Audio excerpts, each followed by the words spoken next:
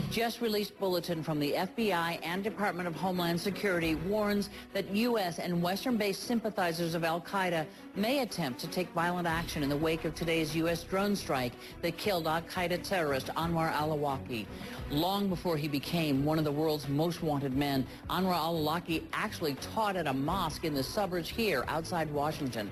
Even though he was killed by a U.S. drone strike today, his image and his teachings are all over the internet, and the words are chilling.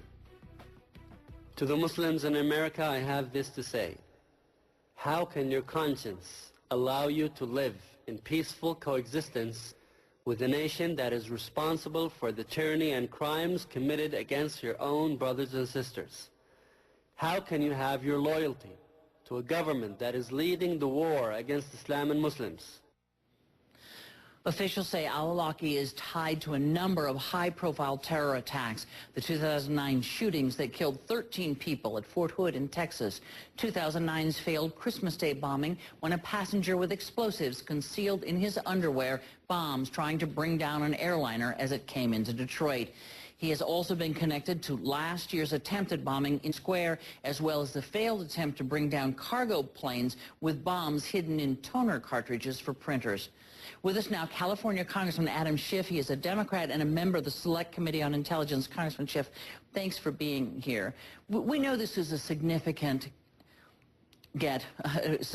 moment for the United States, but is it a psychological blow to al-Qaeda, or is it an actual operational blow?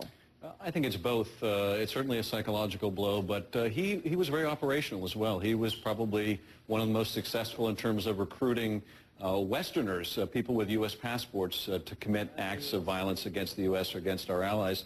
So in that sense, as one of the operational recruiters, it's a very significant loss to al-Qaeda. And operationally, was he able to get things to secure plots outside Yemen, or was he strictly an internet promoter of al-Qaeda views? Well, he certainly used the internet very well, and he was very strong in technology, strong in his understanding of the West. That's what made him so dangerous. He had communication with the Fort Hood shooter, so yes, he was able to help radicalize, help give a religious patina of respectability in terms of committing those kind of acts of violence. So he did certainly have an effect beyond Yemen's borders, but also in terms of hatching plots in Yemen, like the underwear bomber that could, have killed many people outside of Yemen. And I think the real significance is in the context of two things. One is his killing is the most recent of a series of devastating blows to al-Qaeda in terms of the loss of some of their key leadership, both in the al-Qaeda Central as well as their franchises. But then you have the dual blow to the ideology of al-Qaeda that we see in the Arab Spring. And I think these two things put together really are quite devastating to al-Qaeda. The loss to their narrative of the whole Arab Spring, the idea that you can bring about change without these acts of terrorism, as we have seen in Tunisia and Egypt and elsewhere, and then the loss of these key players in al-Qaeda. We were told that the bodies in this convoy and in the cars that were hit in the convoy were burned beyond recognition, and yet from the start, the U.S. said, this is al-Awlaki. We know this is al-Awlaki. How do we know this is al-Awlaki? Well, here I'm going to speculate. We, in advance of these kind of attacks, and obviously we've been going after these targets for a long time, we want to make sure that we can make positive identification. It's no good to us if we don't know whether we have killed the right person. So that may take the form of having DNA that we can match. It may take the form of having dental records or other proof of ID. Couldn't be either of those two, because it was before his father even got out to where the killing took place. It was almost instantaneous, it seemed. If I had the specific information in terms of how the ID could be made, I wouldn't be able to share it with you. But suffice to say that there's a high level of confidence that the ID is correct here. You're convinced that it is al-Awlaki? On the basis of what I heard, yes. And you wouldn't have high-ranking people in the administration expressing such confidence about it unless they had pretty rock-solid proof. I want to play you something from one of your House colleagues, Ron Paul, and what he had to say today about the U.S. drone attack that killed al-Awlaki. Take a listen. al-Awlaki was born here. He's an American citizen. He was never tried or charged for any crimes. Nobody knows if he ever killed anybody.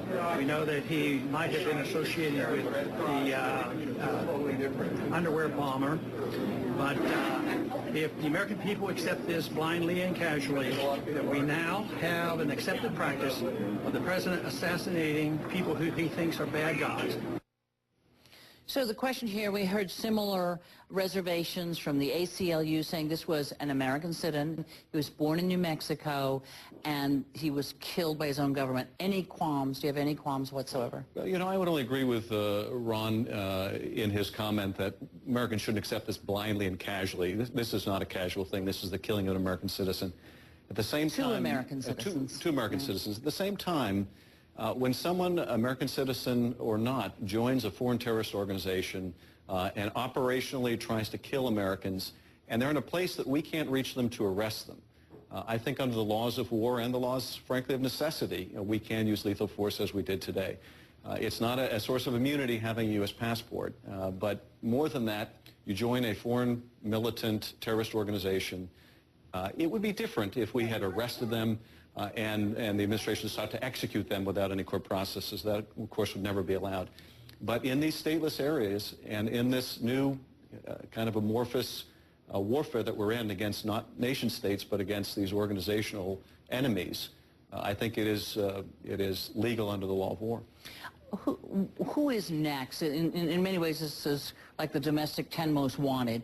Who now does the U.S. have their sights set on in terms of priority? Who do we most want? Well, I think al-Awlaki and Zawahiri were probably, until today... Who's now head of al-Qaeda, exactly. Zawahiri. I think they were the top two targets for different reasons. Zawahiri, because he is now the head of al-Qaeda Central, obviously one of the pioneers of the attacks of 9/11. Al-Awlaki, though, because he represents the most dangerous of the franchises of al-Qaeda. And he also had the window into the Western mind and the capability of recruiting and self-radicalizing people in the United States. So for different reasons, I would say those were our top two targets before today, and now Zawahiri is on the top of the list. All right, Congressman Adam Schiff, thank you so much for coming by. I appreciate it. Pleasure.